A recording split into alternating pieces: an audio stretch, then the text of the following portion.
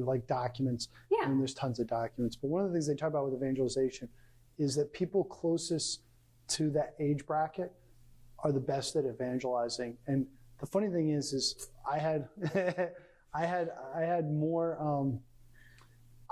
engagements with young adults who are not Catholic, asking serious questions about the Catholic faith before I entered seminary than I do now. Now, and going back to Sherwood Ellis talks about the thresholds of conversion.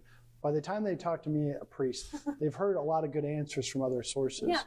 And so they've engaged with other sources and they've heard good answers. And so that's an interesting dynamic. It's interesting when you're doing evangelization as a priest on one hand, yes, I have all the training, I have all the theology. And so sometimes people might say, well, if I speak about the faith, I'm not going to have the training of a priest. And so that it's not going to be as good. It's like, yeah, but the reality is you're going to be the only person they're probably going to ask about that. It's true.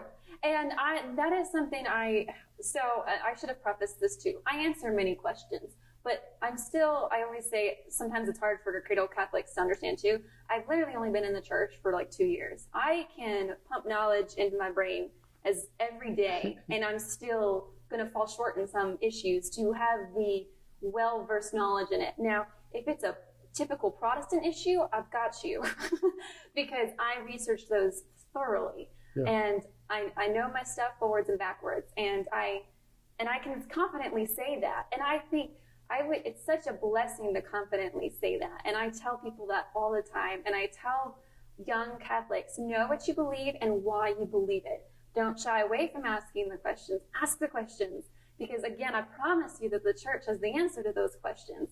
You just need to be looking at the correct sources and talking to the correct people. I promise you it's there.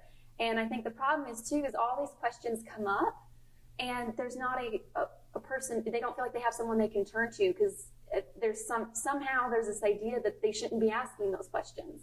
Yeah, like an embarrassment. It's an embarrassment, and I think culture tries to say that the church doesn't have that answer. Don't even ask them. Yeah. Well, I'll tell you, there's a weird dynamic. I started to realize it by way of analogy. So I'm going to a foot doctor tomorrow, and I put this off for actually months, perhaps years.